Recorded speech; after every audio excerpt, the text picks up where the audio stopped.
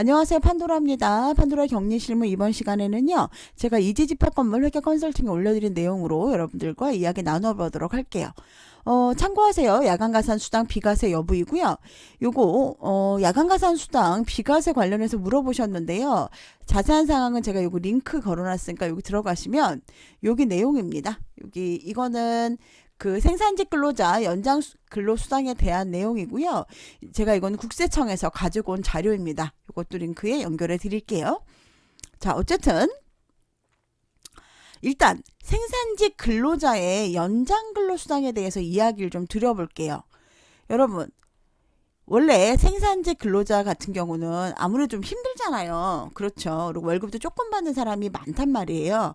물론 뭐 저기 H 거기에는 뭐 1억 가까이 준다고는 하시지만 그렇지 않고서 웬만한 좀 공장이나 이런 데들은 힘들잖아요. 그냥 생산직 근로자라고 생각을 했을 때 그런 분들한테 혜택을 주기 위해서 전년도 급여가 3천만 원 이하이고요. 올해 월정의 급여가 210만 원 이하일 때, 근데 여기서 210만 원 이하인 게 매달 주는 급여 있잖아요. 그게 들어가야 돼. 그 급여를 이야기를 하는 거예요. 월정의 급여.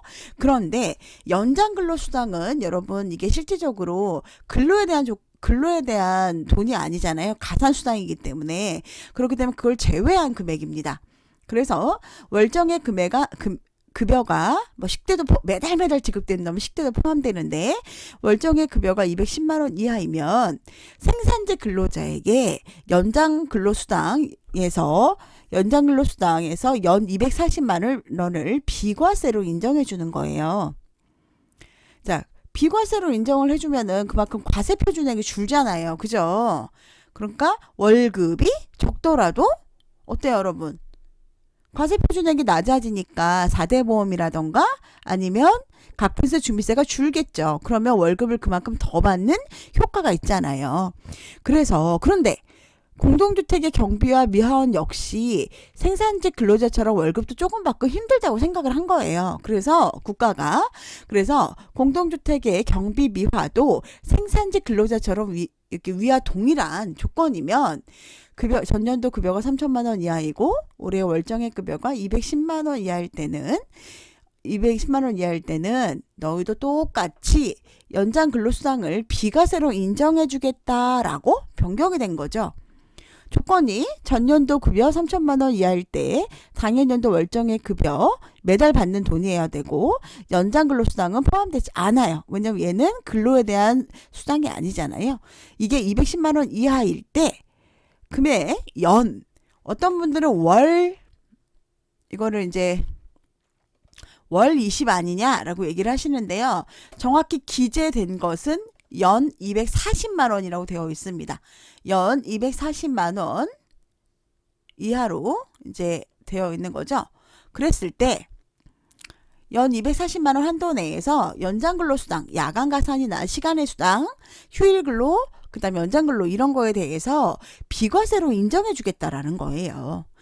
혜택은 과세 표준액이 원래는 여러분 이분이 210만 원에다가 월급 210에다가 야간 가산 수당을 240을 받았어요. 그러면 원래는 230만 원이 과세 표준이잖아요.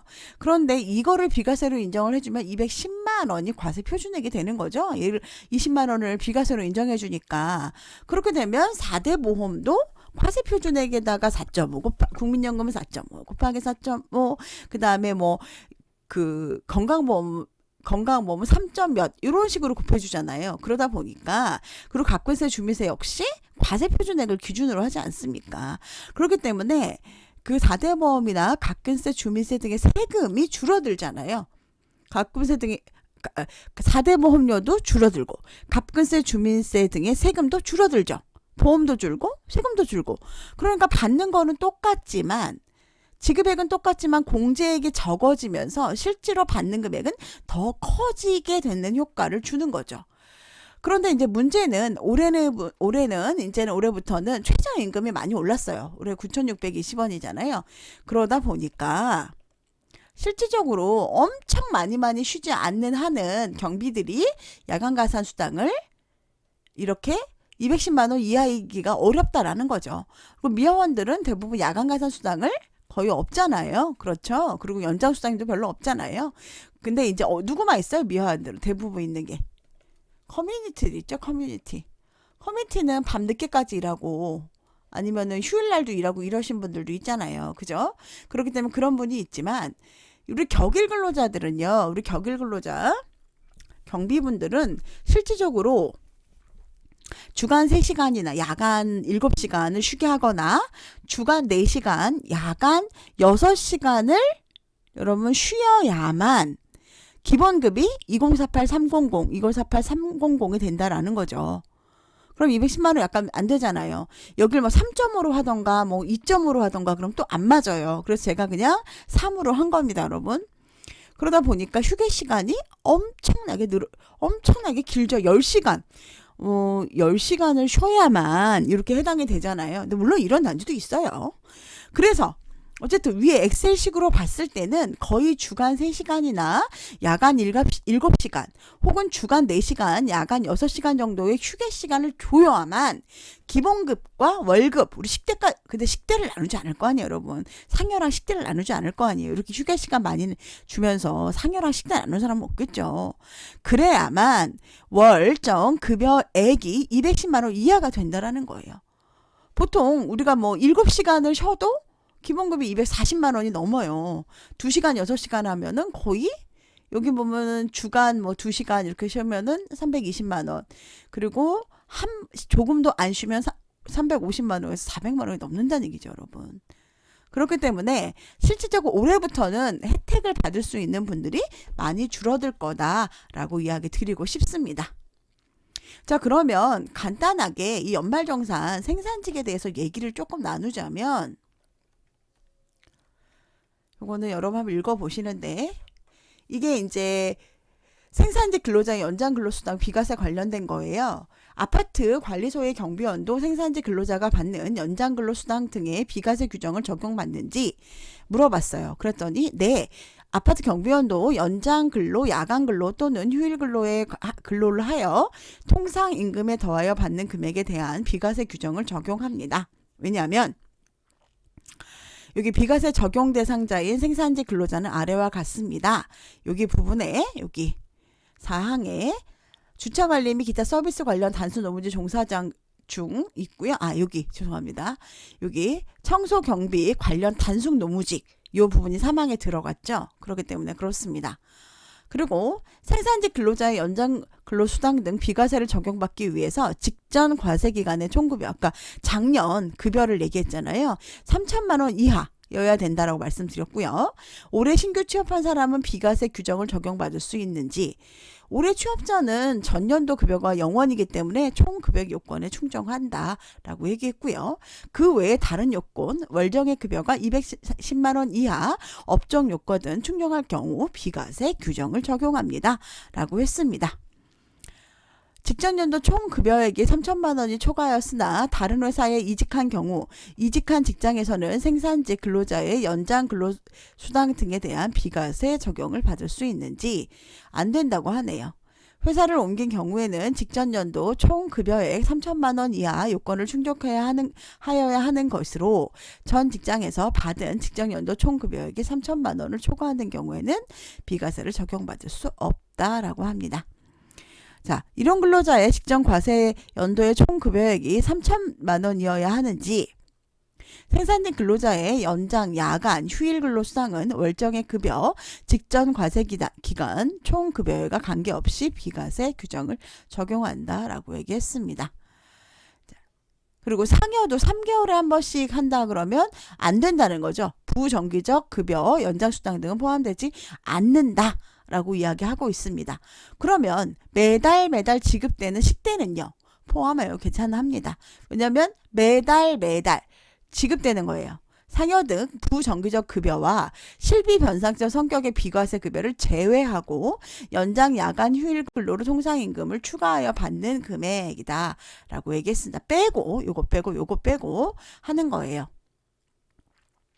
그렇기 때문에 여러분, 그리고 생산직 근로자가 중도 퇴사한 경우 연장근로수당 비과세 한도 연 240만 원은 월할 계산하는지 20만 원으로 월할 계산해야 되는지라는 거죠.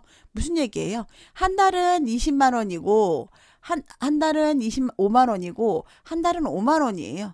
그러면 전체로 했을 때 연 240만 원이라면 상관없다라는 이야기겠죠. 오늘 여러분들 한번 잘 읽어보셨으면 좋겠습니다.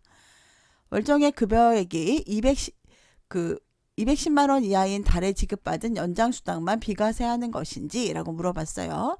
예, 월정액 급여액이 210만 원 이하인 달에 받는 연장근로, 야간, 휴일근로 수당에 대해서만 비과세 규정을 적용한다. 연 240만 원 내에서 비과세하는 생산직 근로자의 연장근로 수당은 월 한도를 20만 원으로 하는 것이냐? 아니다. 위에서 얘기해 드린 거죠. 이건 국세청 연말정산 생산직 근로자의 연장수당에 대한 내용이에요, 여러분. 즉 연 210만 원 이하, 그리고 전년도 3천만 원, 이거 과세입니다. 과세 금액 연 3천만 원 이하인 경우에만 이게 해당이 되고, 그게 근데 여러분, 그러면 우리 돈이 월급이 작아요. 우리 경리가 월급이 작아요. 210만 원 이하예요. 이분들의 연장과 연장수당이 해당될까요? 비과세 될까요? 아닙니다. 누구만 된다 그랬죠? 경비와 공동주택에서 근무하는 경비와 미화만 된다 그랬어요. 우리 기존직원이 급여가 작고 야간 구산수당이 맨날 나와요. 우리 기존직원이 될까요? 안 된다고 말씀드렸습니다. 여러분들 여기서 한 가지만 잊지 말으셔야 될 거는, 첫 번째, 생산직 근로조처로 인정해 주는 거는 경비랑 미화이고, 전년도 급여가 과세 표준의 3천만 원 이하, 당해 연도에 월마다 받는 급여, 상여가 비정기적인 급여는 안 됩니다.